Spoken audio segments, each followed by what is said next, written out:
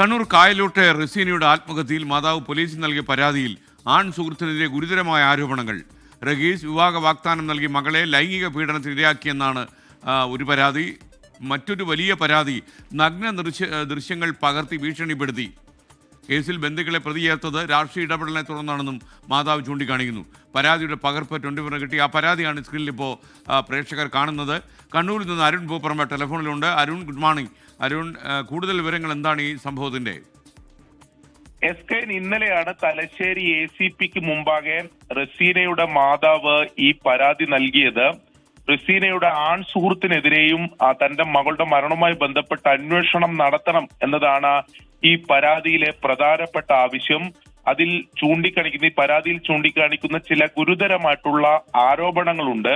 അതിലൊന്ന്, വിവാഹ വാഗ്ദാനം നൽകിയാണ് ഈ ബന്ധം ആരംഭിച്ചതെന്നും അതിനുശേഷം പലതവണയായി നഗ്ന ദൃശ്യങ്ങൾ പകർത്തി അത് ഈ ആൺ സുഹൃത്തായിട്ടുള്ള റഹീസിന്റെ ഫോണിൽ അത് സൂക്ഷിച്ചുവെന്നും ആ കാര്യം മകൾക്കറിയാമെന്നും അതിന്റെ ഒരു ആശങ്ക മകൾക്കുണ്ടായിരുന്നുവെന്നും ഈ മാതാവിന്റെ പരാതിയിൽ പറയുന്നു.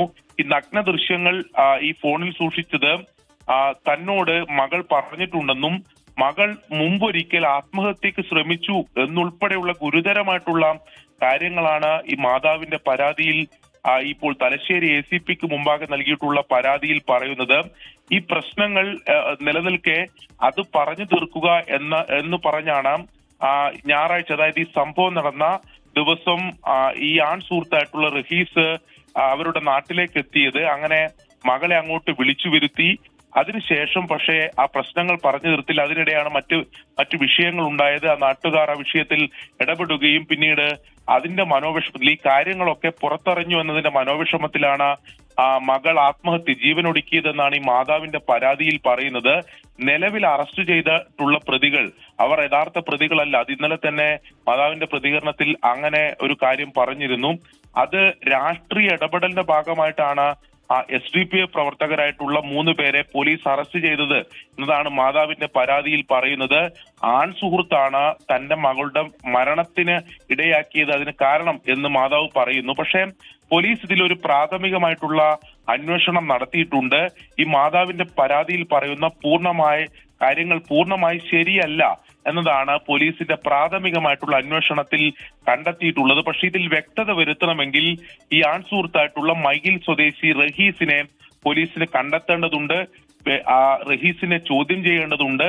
അങ്ങനെ ചോദ്യം ചെയ്താൽ മാത്രമേ ഈ കാര്യത്തിൽ ഒരു വ്യക്തത ഉണ്ടാവുകയുള്ളൂ.